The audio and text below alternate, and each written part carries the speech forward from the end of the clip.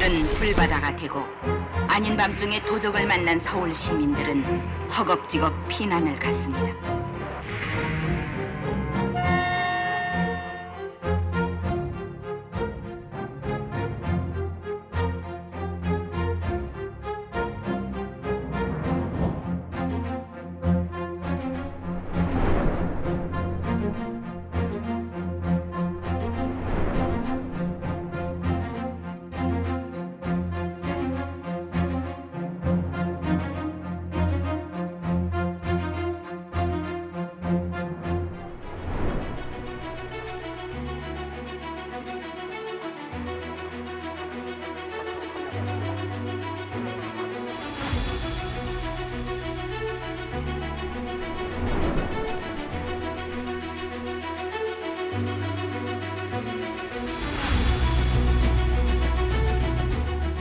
Every June 25th, we mark the date that North Korea invaded and started the Korean War. While this happened 74 years ago, North Korea continues to be a threat to international security through its nuclear weapons program and human rights violations. 지하 핵시험을 안전하게 성공적으로 안전하고 완벽하게 진행된 이번 핵시험은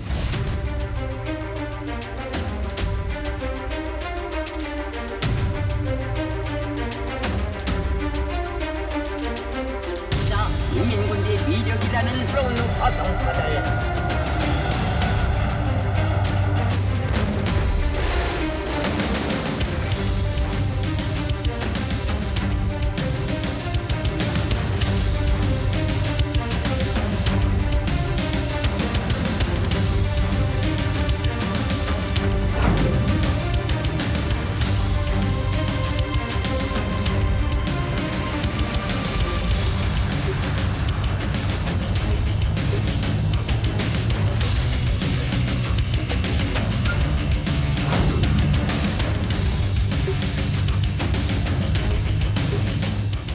North Korea is like a two-headed chariot, driven by nuclear weapons and human rights violations.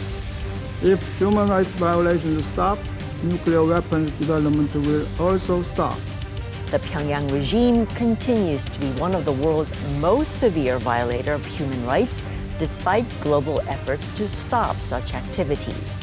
To talk about these efforts, what they are, and how they can be more effective, our globalist this week is Lee Shin-hwa, Ambassador for International Cooperation on North Korean Human Rights, who spearheads the South Korean efforts to address this issue. Ambassador Lee, welcome to the program. Thank you for having me.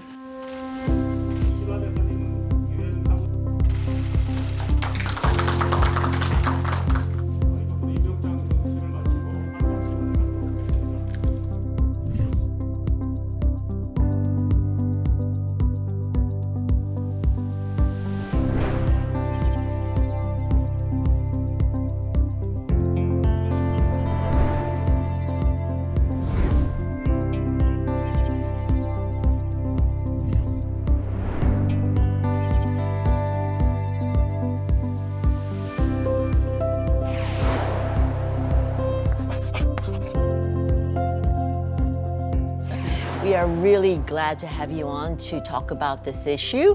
But you mean you're an ambassador for North Korea human rights, but you're also a full-time professor. You teach. You are one of the most renowned experts on international security and relations. But you're also the North Korean human rights ambassador. Why do we need a North Korea human rights ambassador? Well, to begin with, as a big fan of the Globalists and Ambassador Sun Jie, who is the moderator, it's my honor and indeed my pleasure, particularly after missing a couple of opportunities to join you. Oh, we before, really right? wanted you on the show. Thank you. Well, just like you, Ambassador Sun, this is a kind of unpaid and non-resident position with no regular staff on a daily basis, right? You go everywhere by yourself, I know. Well, it's same like you. But at the same time, I just found this is almost more than a full-time job. Because, for instance, in the beginning, I thought I just doing some international advocacy role. But in order to do that, you have to know exactly what is going on here in this field. Therefore, I have a lot of opportunities to meet with escapist communities, peoples, and also the human rights NGOs specifically working on these issues. Not only that, meeting with the foreign dignitaries and ambassadors stationed in Korea, and also internationally, you have to go many different places, not only for conferences and events, but also meeting with those government officers. It's not only advocacy activities, but also there are consultations with others. And more importantly, I've been very closely consulting with Elizabeth Salmon, who is a UN Special Rapporteur on North Korean human rights, and also Julie Turner, who is the U.S. Special Envoy. I mean, those kind of human rights violations seems, as you just the few that you mentioned, seems very wide. But just remind us, why North Korea is a human rights violator. I mean, we have a vague concept, but remind us of some specifics about why we should continue to look at North Korea in terms of a human rights violator. The human rights abuses of the North Korean regime against their own people within the country, like lack of the right to food and a very strict information control. In the extreme cases, public persecution, but in between there are lack of the freedom of expression, freedom of movement. Also, the issues related to escapees outside North Korea, who escaped North Korea, right, and who faced human trafficking and all other sufferings in outside, and as well as forced repatriation to the north, that subjects to the severe punishment, right? And also the overseas laborers, because they North are, Korea overseas laborers. They are just the main income sources, like a cash cow, right? But they are just working like the modern slave. And also the third category is some humanitarian crime, if not crime against humanity, perpetrated or executed by the Kim regime. Like against the South Korean nationals or foreign nationals, like abductees and detainees, and also unrepatriated the prisoners of war and their family members long suffering. So I thought those all things are something to do with the human rights abuses of North Korea that should be addressed. But it's very hard. South Korean government alone can do it. So that required a very closer international coordination and cooperation, I believe. I mean, all three areas in terms of its own people outside of North Korea, even South Koreans who are abducted and prisoners of war and things like that. I mean, those are a very wide range of human rights abuses. What kind of specific policies or initiatives are you seeking to realize? Okay. As you know, the North Korea is a black box, right? And it's hard to approach to them directly, even through international community, including the United Nations. So I shouldn't say what I'm doing can be quote-unquote policy to address the issues. So as I said, our role is ambassador at large to promote the seriousness of the North Korean human rights issues and also galvanizing international attention and efforts to do something for catalyzing change. So those things I'm just doing for everything. And that's why I think while I'm teaching on a first-time basis. Yes, it's still in the middle of the semester. I know, this is so busy because I have to also supervising my students' master's and PhD dissertation, and I just got benefit by online supervisions at the very late night. Yeah. But anyway, I'm this night owl, so it's no problem about it. You don't have enough time to sleep. But anyway, yes. so I just feel like I'm just driven to the many different directions and to all areas. But I think it is important. But still, I'm not sure whether I'm in the right track because I don't know which one I have to give a priority sometimes because every single agenda, as I mentioned, required more attention and more resources to address the issue. So you are, as an overall security expert, your perception on the link to the North Korea human rights issue and the global security issue is very in-depth. How do you view it? What is the priority of Kim Jong-un? the current regime Yeah, in North that Korea? is a regime survivor, right? Yeah. That is a preservation of dynastic successions, and they are preparing for the even fourth, successions, whether it is Kim Jue or whomever. But anyway, therefore, externally, they want to build up their military muscle more firmly, so that he wants to negotiate with the United States about arms reduction rather than denuclearizations. For that, he has to intensify his military drills and everything, but that cost financing and labor. So that, like for instance, the diversion of resources, which is desperately needed for which North people. Korea is very limited anyway. Right. So that can be the big human rights issue, or the basic violation of the basic right of the North Korean ordinary peoples, right? You know, so far, the global attention, especially media attention to North Korea, has been really focused on the more, the part that you talked about, the nuclear weapons, the international security risks area. But you're saying that that should be all related into the human rights issue as well. But the reason is because, look, when 2018 and 19, when we were just focused on denuclearization process, not only by South Korean government, but also U.S. Trump administration, the human rights issues completely switched off, right? And they are sidelined as a not even secondary, but very trivial. And I think from the Korean previous governments was focusing on special relation with North Korea and amelioration of inter-Korean relationships. But look what happens. The outcome was North Korea become even stronger military state. And also, I think appeasing those Kim Jong-un regime only emboldened and spoiled it, so that relations of the South and North Korea and also the U.S. and North Korea is becoming even worse. And looks like Kim Jong-un is still waiting and see whether Trump will come back so that he can directly negotiate with the U.S.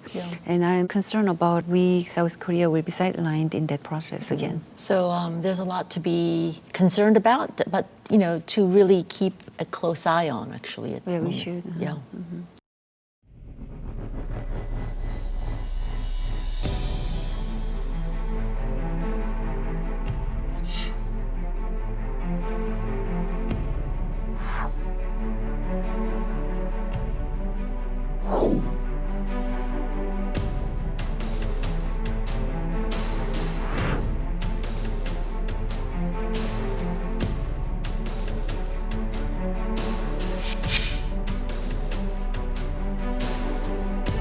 In the first place, think about what is the intention of North Korean regime to develop the nuclear weapons. I think it is obvious. They want to maintain their dynastic regime. On one hand, the nuclear and missile threat, and on the other hand is the human rights violation. Is very much linked together, particularly in terms of financing and labor. So I think we have to cut off that linkage.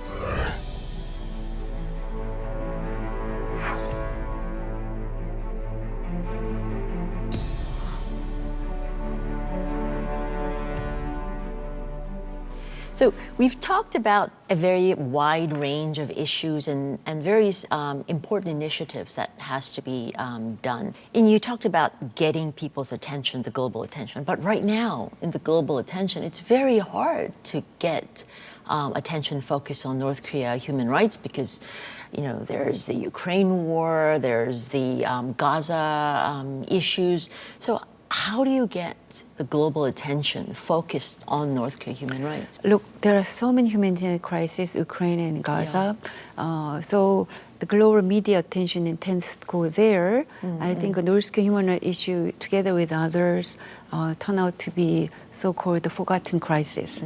But referring to those forgotten crises, the UN Human Rights High Commissioner mentioned some crises.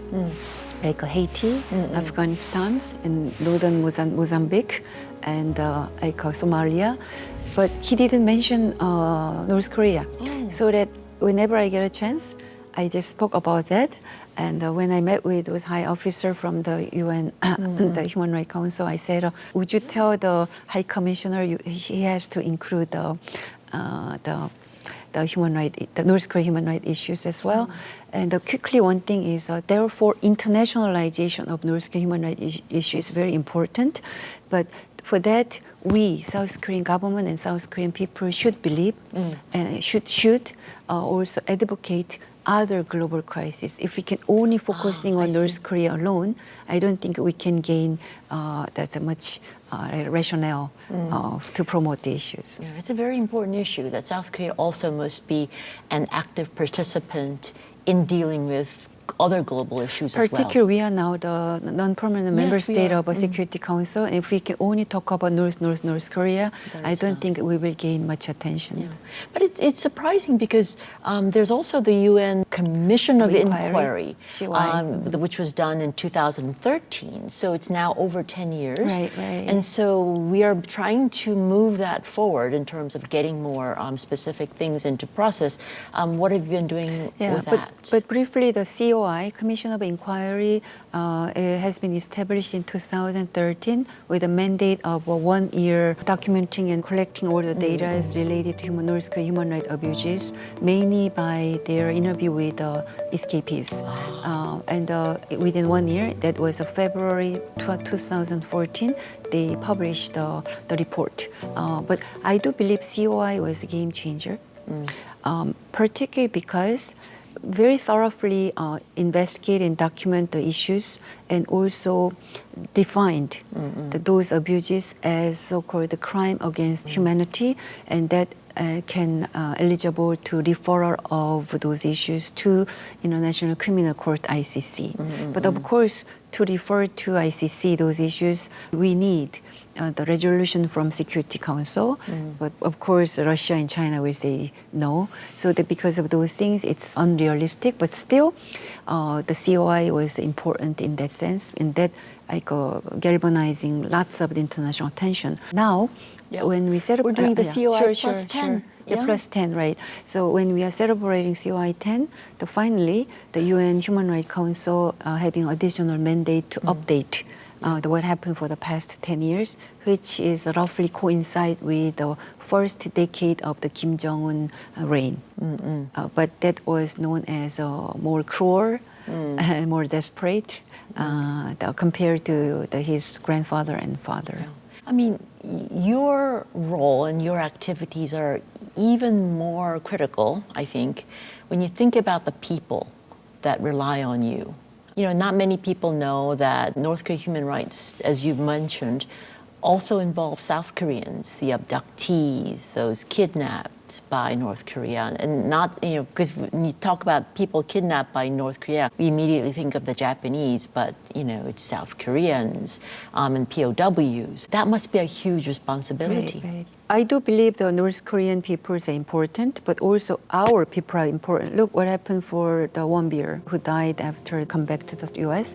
And also the Megumi Yokota is the 13-year-old middle school girl when she was abducted. She is the symbol of the Japanese abduction issue. And as you know, to Japan, that abduction issue is one of the top priority of the foreign policy national agenda, right? Just like that, as officially as of 2016, 516 South Korean people were abducted in North Korea. It's a huge number, but when we don't have any follow-up statistics, so I cannot tell you the details afterwards. But still, we have to remember them and the suffering of their family members. But unfortunately, we've been not focusing on that issue. So I think that's a much overdue issue. We really must address the issue. But thankfully, the Yoon Suk-yeol government highlighting that importance. And now, under the Ministry of Unification, we have an abduction response team.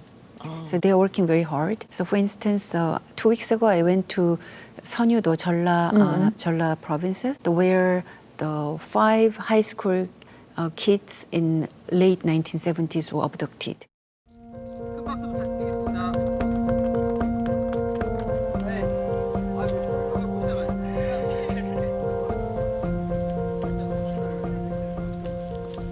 내 심정이 지금 말도 못해.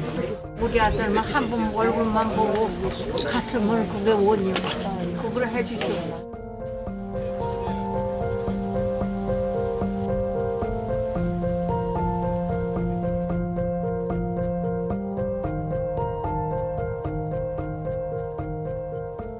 I went to the Sanyudo together with the Minister of Unification and U.S. Special Envoy Turner. You know, the high school kid who was abducted in Sanyudo was the husband of Megumi Yokota. Not many people know about that at all. So I think we have to take care of all those issues.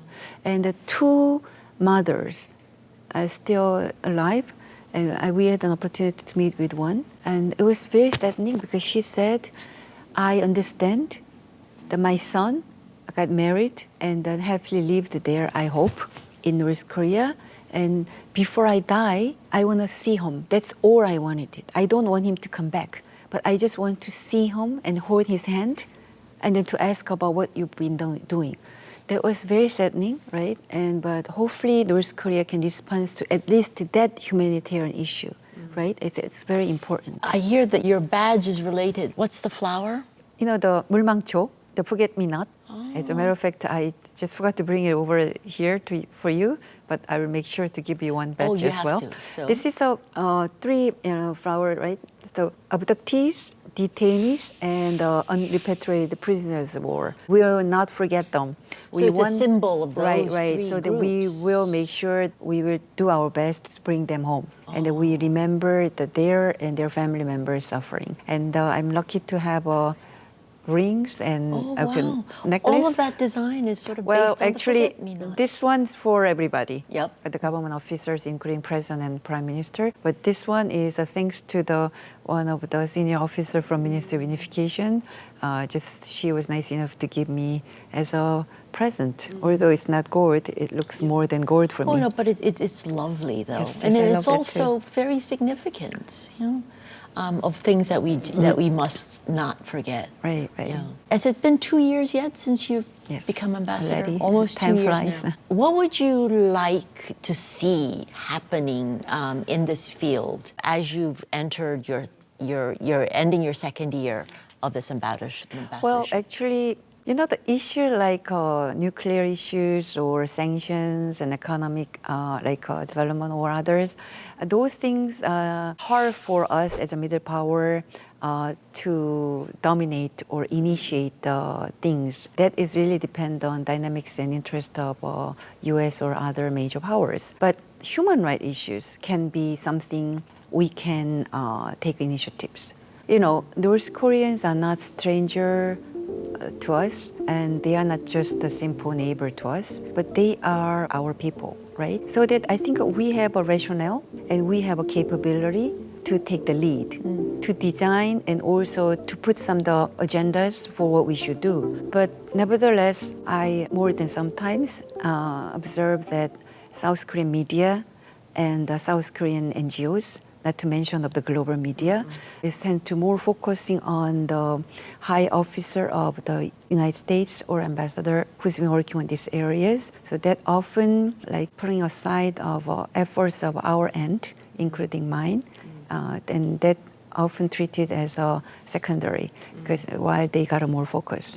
So I think that's a pity. I think South Korean media and NGOs, they have to put South Korean ambassador and South Korean officers who are working on these issues at the center, and then that effort has to be supported by U.S. and other countries. You're strengthening South Korea's position on all of these I issues. think that's important to strengthen not only human rights area, but in overall of the South Korean capacity to deal with the global issues as well. Well, I can see where you're going to focus your attention now afterwards. But I hope as an ambassador of cultural cooperation, if you can, because there's soft power as well, right? Yes. If you can put some human rights component in a subtle manner based on your long-running international experience and network and the charms, I think that would be helpful. You are very, very good at your job. But so you have given me a mission. We'll think about that and work towards that together. Final remarks that you want to add? I want to have a final word to North Korean people and to Kim Jong-un. The final word to the North Koreans: you are not alone. We are here. Always think about you and try to do something to improve your basic right, that is human rights. So hopefully you can depend on us to some extent. In the meantime, believe me, you are not only victims of the dictatorial regime, but you are the major agent for the key change. So I hope that you can look for that. And to Kim Jong-un, my favorite musical is Les Miserables. And if you don't mind, and if you can bear with my voice, maybe I can sing a little bit. Sure. Probably this is the right places to spread my word. Do you hear the people singing the song of angry men? This is the music of the people who will not be slaves again. I'll stop here. Well, I hope your song and your message gets out into the world and to the right people. Thank you very much. Thank you very much for joining us. And that's it for me. I'll be back next week with another globalist who's putting Korea on the map. Son Jie out.